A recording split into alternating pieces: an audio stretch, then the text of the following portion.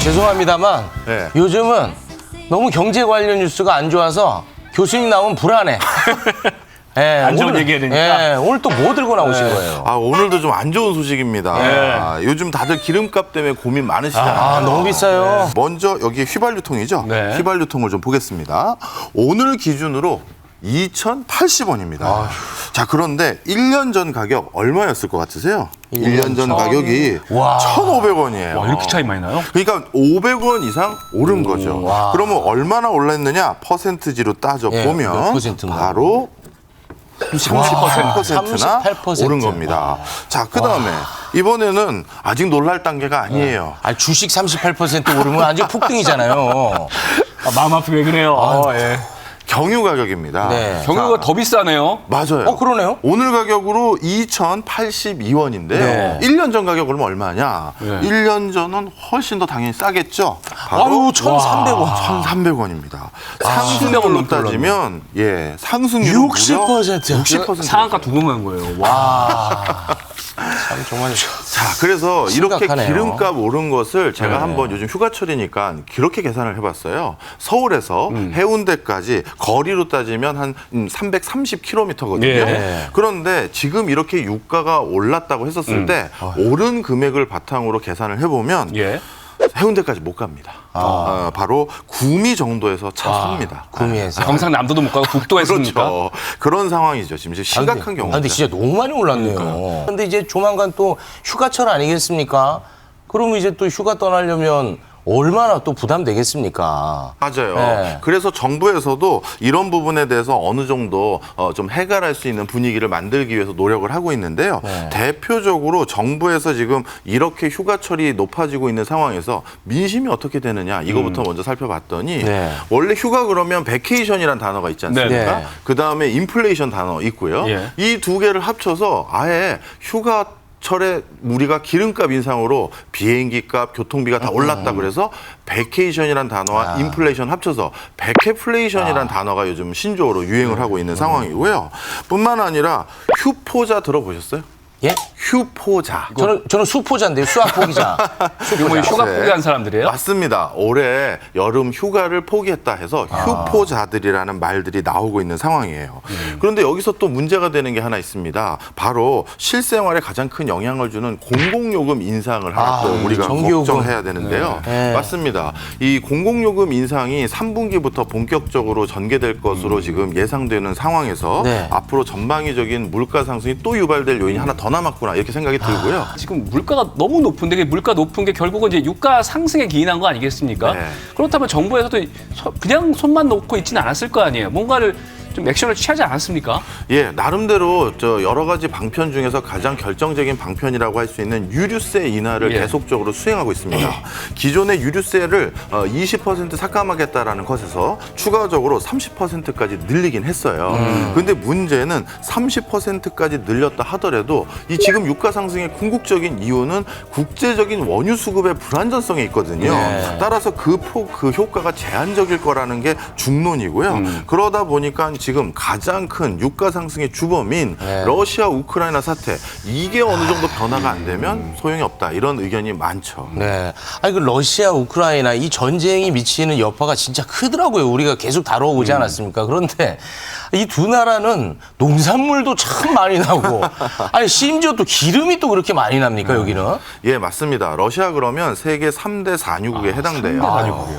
그런데 여기서 이제 우리가 주목할 게 있습니다. 석유같이 우리가 일상생활에서 즐겨 쓰는 물건들은 많은 국가에서 그러한 물건을 안정적으로 수급받기 위해서 어떤 방식으로 조달받느냐? 단연간의 계약을 통상적으로 합니다. 그러니까 쉽게 얘기해서 단골을 만들어 놓는 거예요. 네네. 그런데 그동안 러시아 기름은 누가 많이 가져다 썼느냐? 네. 바로 유럽에서 주로 갖다 썼습니다. 지리적으로 가까우니까. 예. 그런데 러시아, 우크라이나 두 국가에서 이렇게 전쟁을 하다 보니 유럽에서는 에너지 수급에 어려움이 생기게 됐고 예. 그러다 보니까 그동안 단골 거래처가 아닌 곳으로 눈을 돌려서 혹시 부족한 기름이 있는데 우리한테 팔 생각이 있느냐? 옆에 동네로 넘어간 거예요. 그러다 보니까 이렇게 연쇄적으로 계속 옆으로 넘어가다 보니 결국 우리나라뿐만 아니라 전 세계적으로 유가의 불균형한 공급 상황이 우려되고 있는 상황이죠. 러시아 말고 중동이 굉장한 산유국 아니겠습니까? 중동에서 공급을 더 늘릴 수는 없는 겁니까? 예, 다행히도 이번 6월 달 오펙 플러스 회의에서요. 7, 8월에는 산유량을 기존 산유량 대비 50% 정도 더 늘리겠다라고 이미 합의를 보긴 했습니다. 근데 이 부분에 대해서도 지금 많은 전문가들이 좀 약간 의구심을 가지고 있었던 게 그동안도 물가가 좀 오르니 산유국들이요. 조금 더 산유량을 좀 늘려주십시오. 생산량을 늘려주십시오. 네. 부탁을 했거든요. 네네. 그런데 그동안 그 산유국들이 할당받은 양을 생산하지 않았었어요. 왜요? 여러 가지 이유가 있습니다. 예. 간단히 말씀드리면 미국에 대한 불만들도 있었었고요. 본인들도 지금 어떻게 해야 되는지에 대한 약간 고민들이 좀 있었던 상황이에요. 그런데 이번에 그러면 합의를 봤다 해서 또다시 기존의 할당량도 안 늘렸는데 추가적으로 이번에는 늘리겠느냐 약간 그런 의구심은 있습니다. 또 한 가지 요인이 있는데요. 바로 환율입니다. 전 세계에서 기름을 살 수 있는 유일한 통화는 원칙상 달러밖에 없어요. 그런데 지금 달러의 시세가 어떻게 되느냐? 사실 요즘 고공 시세라고 할 수가 있겠죠. 사실 우리 정부도 구두로 3차례 정도 어떻게든 치솟고 있는 환율을 잡기 위해서 네. 여러 가지 그 엄포를 넣은 적이 있어요. 네. 우리도 금리를 올리겠다. 그래서 어떻게든 환율을 다시 잡아보겠다. 네. 이런 얘기를 했는데 좀처럼 이 구두 개입이 효과를 발휘하지 못하는 것 같습니다. 지금 원달러 환율이 1290원까지 올랐거든요. 1,300원 얘기 나오고 있죠. 맞습니다. 그러다 보니까 결국 석유가 원래처럼 수급이 된다 하더라도 환율이 불안정하면 다시 우리가 비싸게 기름을 살 수밖에 없기 때문에 또 다른 금융적인 대책도 필요한 거 아니냐라는 논의도 많아요. 우리 어른 세대들은 기억하실 거예요. 70년대 오일 쇼크. 이 오일 쇼크가 재현되는 거 아니냐 이런 우려도 있더라고요.